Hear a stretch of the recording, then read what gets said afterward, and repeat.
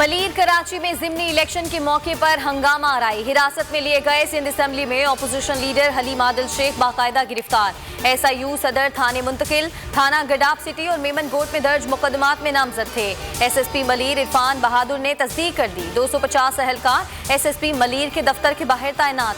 Water cannon भी पहुंचा दिए गए। मेमन गोट हंगामा आराई में 4 अफराद गिरफ्तार, असलहा बरामद।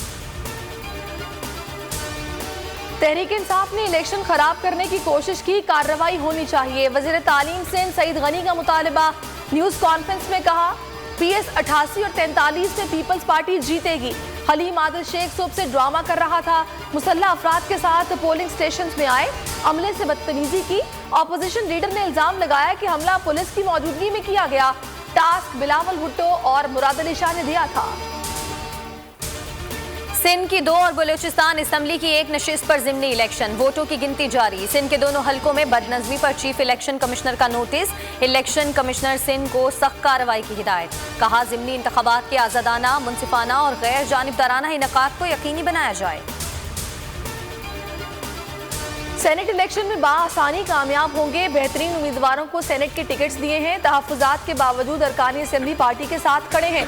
गिले शिकवे दूर करेंगे। वज़ीर-ए-आज़म के तर्जुमानों के इजलास में गुफ्तगू। फैसल वाउडा का सेनेट टिकट बरकरार रखने का फैसला। खैबर पख्तूनख्वा से लियाकत तरकई को टिकट देने, नजीउल्लाह खटक से टिकट वापस लेने का फैसला। चीफ इलेक्शन कमिश्नर साहब, आप क्यों हमारी बात नहीं समझ रहे? सेनेट के शफाफ इंतखाबात के लिए कौन से इकदाम किए गए वो बताएं। चीफ जस्टिस सुप्रीम कोर्ट का चीफ इलेक्शन कमिश्नर से मुकालमा। जस्टिस एजाजुल एहसन ने इस्तफसार किया, सीक्रेसी के असल मानी क्या हैं? बैलेट पेपर्स को हमेशा खुफिया रखना सीक्रेसी है, ये कानून में दिखा दें। चीफ इलेक्शन कमिश्नर को कल दोबारा पेश होने की हिदायत। वालिद की तबीयत ठीक नहीं, उन्हें मेरी जरूरत है। लंदन जाना चाहती हूँ, कोई रास्ता निकालें। मरियम नवाज के सीनियर विफाकी वजीर से मुसलसल राब्तों का इंकिशाफ। फवाद चौधरी ने दावा किया कि मरियम नवाज ने लंदन जाने के लिए बैकडोर राब्ते किए, लेकिन वज़ीर-ए-आज़म ने दरखास्त रद्द कर दी। शेख रशीद कहते हैं मरियम नवाज का नाम 2018 से ECL में है, इनकी दरखास्त की कोई अहमियत नहीं। शहजाद अकबर किस हैसियत में मूसवी और डेविड रोज को इस्तेमाल करते रहे? डेविड रोज ने शहजाद अकबर और ब्रॉडशीट के कावे मूसवी की मीटिंग क्यों करवाई? तर्जुमान नून लीग मरियम औरंगजेब के सख्त सवालात। कहा चेयरमैन नैब लापता हैं और शहजाद अकबर इमरान खान के फ्रंट मैन बने हुए हैं।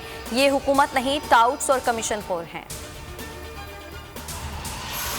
कावे मूसवी से पहले मुलाकात डेली मेल के डेविड रोज ने ही करवाई। इस बात का इल्म नहीं कि डेविड ने अपना हिस्सा भी मांगा था। शहजाद अकबर का एतराफ। कहा डेविड रोज से दोस्ती का ताल्लुक है, इसके अलावा कुछ नहीं। मरियम औरंगजेब की हर्जा सराई झुंझुलाहट का सबूत है। मेरी मुलाकातें कौम का पैसा बचाने के लिए थी। पाकिस्तान का कर्ज प्रोग्राम बहाल। आलमी मालियाती इदारे और हुकूमत पाकिस्तान के दरमियान मुआहदा तय। IMF एग्जीक्यूटिव बोर्ड की मंजूरी के बाद पाकिस्तान को $50 करोड़ जारी करेगा। एलामिया के मुताबिक पाकिस्तान कर्ज प्रोग्राम के दीगर अहदाफ हासिल करने की कोशिश कर रहा है। और चेयरमैन पैमरा सलीम बेग ने जाती नामे मातहत अफसरान को भी गैर कानूनी तौर पर बोल के खिलाफ इस्तेमाल करना शुरू कर दिया। बोल नशरियात को बंद करने और आखिरी नंबर पर डालने के लिए पैमरा अफसरान को धमकाने का टास्क सौंप दिया।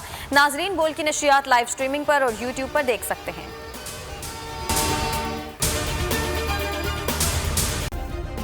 सब्सक्राइब करें और बेल दबाएं ताकि कोई खबर रह न जाए।